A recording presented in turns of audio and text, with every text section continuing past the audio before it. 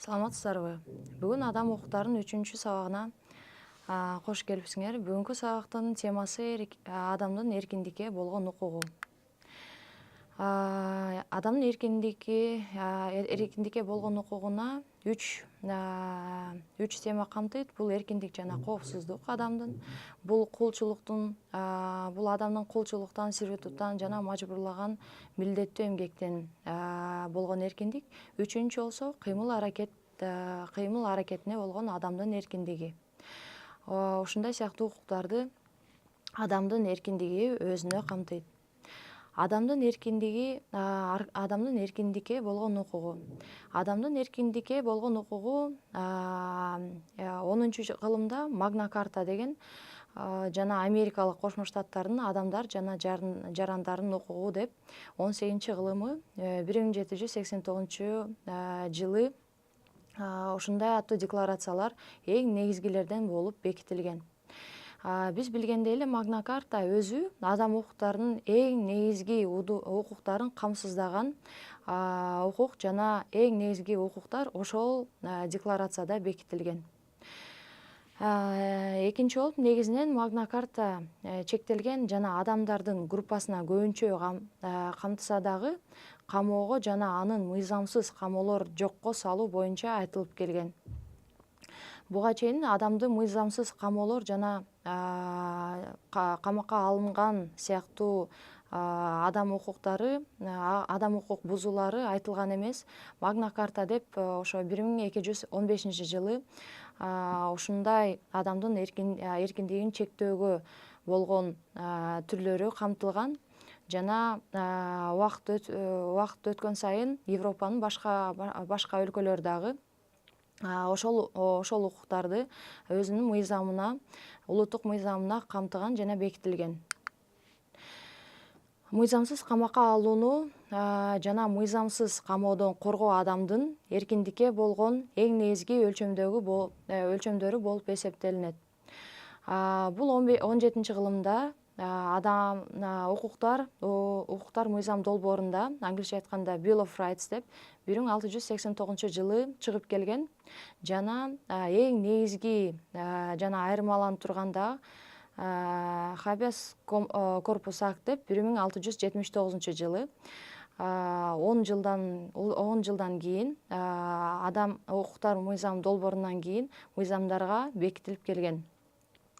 Мен айтылып кеткендей эле 13-жылдан баштап 14, 17, 18 жылдарда Европа территориясында адам укуктары негизделип келген жана адамдын эркиндикке болгон укугу бул долбоорлордо, бул декларацияларда улуттук деңгээлде бекитилген жана эл аралык деңгээлге да чыккан. Убакыт өткөн сайын адамдын эркиндикке болгон укугу да өнүгүп, колдонуу чөйрөсү дагы өзгөрүп, Француз революциясынан соң Француз укуктар декларациясы 18-кылымдарга ортодо чыгат. Ал Француз укуктар декларациясы 1789-жылы эркиндик укугу Францияда болгон бардык улуттарга кепилдик болуп бекитилген. Бул эмнени билдирет?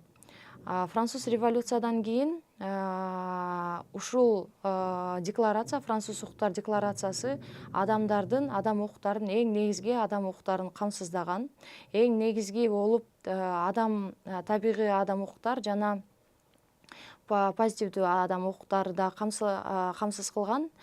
Анан негизи азыр Франция мамлекети адам укуктарын өтө жогору коюп, укуктарды либералдаштырганын байкасак болот. Франция мамлекети өзүнүн юридикалык система боюнча өтө башкача, өтө өнүккөн болуп эсептелинет жана буну 18-кылымдын да чыккан декларация менен байкасак болот. Эркиндик укугунда башка мисал болуп Мексикалык төңкөрүштө 1915-жылы болуп өткөндө жер жана эркиндик ураны менен өткөн. Бул мисал менен эмнени билсек болот? Европа гана эмес, Латын Америкада дагы башка жер жүзүндөгү өлкөлөрдө адам укугун коргоо процесси башталат. Адам укугун коргоо процесси, адам эркиндигин коргоо процесси башталат жана бул жакта өтө башкача болгон нерсеси жер жана эркиндик деген урааны менен өткөн. Бул жакта дагы кандай суроо чыгып келет? Бул жакта жер маселеси эркиндик маселесине туура келгендигин айтсак болот. Анткени негизи эркиндик деп камакка алынганды же болбосо мыйзамсыз кармоого мыйзамсыз кармоо болгон учурларды билсек болот.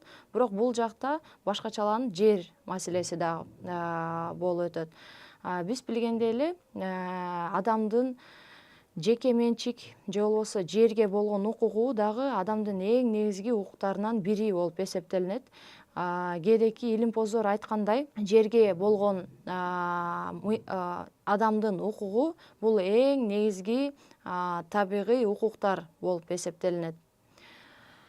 Бул жактан жер деп жеке менчик укугун эркиндик укугуна теңеп өтүшкөнү биз сөзсүз айтышыбыз керек. Анткени ошол Латин Америкада, Мексикада биринчи болуп ушундай уран менен чыгышкан эле. Эл аралык деңгээлде болсо эркиндик жана коопсуздук укугу адам укуктарынын жалпы декларациясында 9-берене менен бекитилген. Адам укуктарынын жалпы декларация деген эмне? Адам укуктары жалпы декларация 1966-жылы кабыл алынган жана бул адам укуктарынын жалпы декларациясы адам укуктарынын эң негизги укуктарын камсыздаган жана бекитилген декларация. Бул декларация көптөгөн өлкөлөрдө 50 сандан ашкан сот отурумдарда дагы ошол декларациядан беренелерди алып сот отурумдары болгон учурлар кездешкен жана бул декларация эң негизги болуп адамдын эркиндигине болгон укукту да камтыган. Эркиндик жана коопсуздук укугу кыска жана бүдөмүк түрдө жазылган. Бирок декларациядан кийин көптөгөн башка мыйзамдар ортого чыгып, бул эки укукту иштелип чыккан. Демек, эркиндик жана коопсуздук маселеси адам укуктарынын жалпы декларациясында 9-беренеде айтылып келет, бирок 9-беренеде толук жана конкреттүү түрдө айтылбайт. Андан соң эл аралык аренада, эл аралык укукта башка декларациялар менен камтылып айтылып келет жана ар бир мамлекеттин өзүнүн улуттук деңгээлинде дагы адамдын эркиндигине жана коопсуздук укугуна болгон деталдуу жана конкреттүү мыйзамдар бар. Адамдын эркиндикке болгон укук деп эмнени айта алабыз? Адамдын эркиндикке болгон укук бул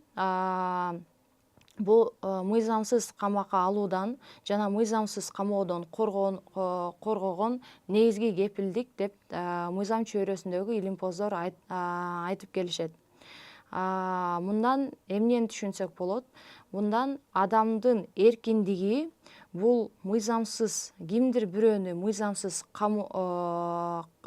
камаса же болбосо мыйзамсыз камакка алган процедураларды тактаган бир адамга болгон адам укугу деп айтсак болот.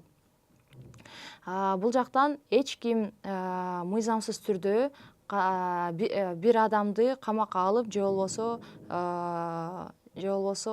эркиндигин алуу деген нерсе болбош керек. Мамлекет буга гарант катары чыгыш керек жана мамлекет мыйзамды бузбаганга толук түрдө аракет кылыш керек. Камоодон мыйзамсыз болбошун айтып келишет. Төмөнкүлөр кайсы учурларда мыйзамдуу түрдө камоолор болот? Ар бир адам, камалган адам эмне себептен аны түрмөгө алды жана эмне себептен аны эркиндигинен ажыратылды, аны сөзсүз тез түрдө билиш керек жана камакка алган кишилер аны ошол маалыматты толугу менен айтып бериш керек. Экинчи болуп, ар бир камалган адам латын тилинде айтканда habeas corpus аттуу процедурасына укугу бар, ошондой укукка ээ. Бул процедурасына укук берилиш керек жана камалган адам болсо соттун чечимин талап кылууга ээ. Бул эмнени билдирет? Эгерде адамды мыйзамсыз түрдө камакка алынган болсо, анда адам ошол камакка алынган процедурасын компенсациясын дагы алууга ээ. Бирок ага чейин камалган адамга айтылыш керек кайсы процедурада болуп атат. Аны соттун кароосу, соттун отуруму менен чечтиби же болбосо кандайдыр бир документ аркылуу чечтиби, ошону билиш керек. Үчүнчү болуп, ар бир адам мыйзамсыз камакка алынган адам компенсация алганга укуктуу, эгер камоо мыйзамсыз түрдө болсо. Биз айтып кеткендей эле, экинчи пунктта habeas corpus процедурасына ээ дедик. Бул соттор аркылуу же болбосо адамды камаган органдар тараптан чыгарылган бир чечим болуш керек деп атабыз. Эгерде ал чечим жок болсо, ал кишини камакта турган киши мыйзамсыз камакка алынса, ал мамлекеттен жана камаган органдан компенсация алууга укуктуу. Компенсация алуу процедурасын адам өзү чече алат, бирок канча компенсация болуш керек, аны соттук отурумда, соттук негизде чече алат. Төртүнчү болуп, камакта кармалган адам тууралуу тез түрдө соттун чечими чыгыш керек, же мындан ары камоо боло тургандыгы, же сотко чейинки териштирүүлөр башталышына камалган адамга маалым болуш керек. Мындан эмнени түшүнө алабыз? Камакта отурган адам албетте өзүнүн мыйзамдуу же мыйзамсыз түрүн биринчи иретте билиш керек. Экинчи иретте болсо ал билиш керек. Эгер мыйзамсыз болсо, ал бошотулуш керек жана мамлекет тарабынан компенсация болуш керек.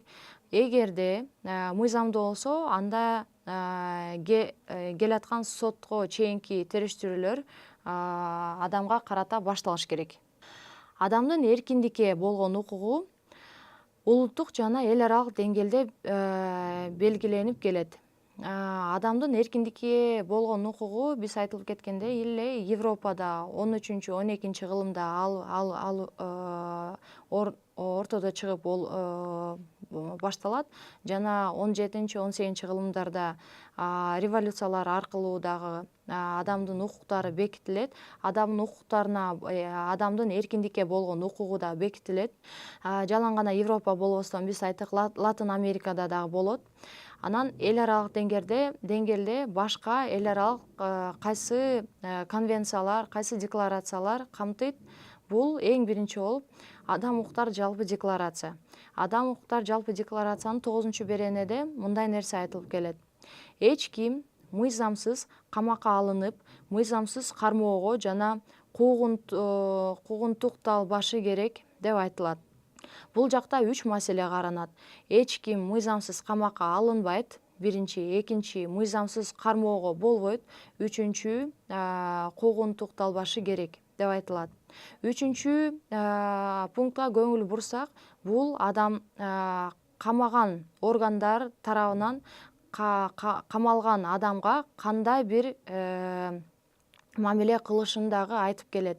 Эч кандай мамлекет, эч кандай орган адамга жакшы бир мамиле кылыш керек. Эгерде мыйзамдуу түрдө камалып атса дагы процедурасы түздөн түз жакшы процессте болуш керек. Экинчи болуп, жарандык жана саясий укуктар жөнүндө эл аралык пактта билинет. Ал пакта дагы 9 беренеде айтылып келет. Башка болуп адам укуктары боюнча Европалык конвенция. Адам укуктары боюнча Европалык конвенция Европалык союзда эң негизги конвенция болуп эсептелинет жана адам укуктары боюнча Европалык сотто адамдардын эркиндигин бузуу боюнча көптөгөн иштер каралган эле. Бул жакта мигранттарды жана алардын үй бүлө өкүлдөрүн коргоо боюнча конвенциядагы 15 беренеде дагы биз адамдын эркиндикке болгон укугун бузууну бузбааны кепилдик болгонду дагы таба алабыз. Улуттук деңгээлде албетте Кыргыз Республикасынын конституциясы болуп билинет. Кыргыз Республикасынын адам укуктарын кепилдеген жана камсыздоо мыйзамы эң негизги мыйзам болуп эсептелинет жана башка мыйзамдар менен бекитилинет. Адамдын кулчулуктан, сервитуттан жана мажбурлагандан милдеттүү эмгектен эркиндиги. Экинчи болуп ушул адамдын эркиндикке болгон укугунун экинчи пункт болуп эсептелинет. Бул эмнелерди билдирет? Кулчулук тарыхтан катарлаш болгон нерсе. Ал Рим императорлугунан баштап болуп келген нерсе. Азыркы маселелерден айта турсак, бул кулчулук тууралуу соода кылуу. Көптөгөн өлкөлөрдө билебиз, мыйзам албетте кулчулук бул мыйзамга эч туура келбеген нерсе. Андан тышкары кулчулуктан эркин болуу эл аралык укук боюнча jus cogens же болбосо ius cogens нормаларына кирет. Ius cogens нормалары деген эмнени айтабыз? Ius cogens жана jus cogens нормалары деп биз адам укуктарына эң негизги абсолюттук болгон укуктарын айтабыз жана эч ким ага каршы болбош керек, эч кандай мамлекет каршы болбош керек. Андан тышкары мамлекет өзү ал укуктарды коргоп туруш керек. Азыркы учурда кулчулук деп кайсы эмнелерди айтсак болот? Бул салттуу болгон кулчулукту айтсак болот. Экинчи болуп кулчулук тууралуу соода кылуу. Үчүнчү болуп кичинекей жаш балдарды сатуу. Төртүнчү болуп кичинекей балдардын күчүн колдонуу жана жаман таропта колдонуу. Башка болуп балдарды согуш учурунда колдонуу. Бул дагы ушул реттер дагы адамдардын эркиндигин чектелген укуктары болуп эсептелинет. Жана башка балдар менен орой мамиле кылган учурда заманбап кулчулук категория жана түрлөрү кирүүдө. Башка адам эркиндиктеринин чектелген жагы бул сервитут. Сервитут деп эмнени айтабыз? Сервитут деген бул адамдын эркиндигин чектеген башка бир түшүнүк. Бир адамдын башка бир адам тарабынан мыкаачылык менен экономикалык пайдалануу жүзүгө ашырууну сервитут деп атайбыз. Бул 12 кылымда, 13 кылымда калып калбастан эле азыркы 21 кылымда дагы кайталанган нерсе жана бул нерсеге кээдеки мамлекеттер көз жумууда, ошентип адам укуктары бузулууда. Сервитут адамдын эркиндигине чектелген бир укук бузуу болуп эсептелинет. Ар бир адам кыймыл аракетке болгон эркиндиги 3 категория болуп, адамдын эркиндиги кайсы категорияда биле алабыз, бекитилген бул кыймыл аракетке болгон эркиндик. Ар бир адам бир территория жана мамлекеттин ичинде эркин жүрө алат жана ал эркиндикке эч ким чектөө кое албайт. Бир түшүнүк, бул түшүнүк кансыз согуш жылдары болгон убакыттан чыккан. Батыш жана чыгыш Европанын дагы бири-бири менен конфликт болгон учурларында мындай чектөөлөр коюлган. Кыймыл аракетке болгон адамдын эркиндиги бул эң негизги адамдын эркиндикке болгон ээлерге кирбейт, бирок бул дагы адам укугу болуп, адамдын эң негизги укугулар болуп кирет жана сервитут, кулчулуктардан айырмаланат, бирок бул тарыхта болуп келген нерсе. Азыркы 21 кылымда кыймыл аракетке болгон эркиндик чанда эле көрүнүүдө. Эң негизги укук бузуулар бул адамды мыйзамсыз түрдө камакка алуу жана мыйзамсыз түрдө кармоо укуктары гана бузулуп келет.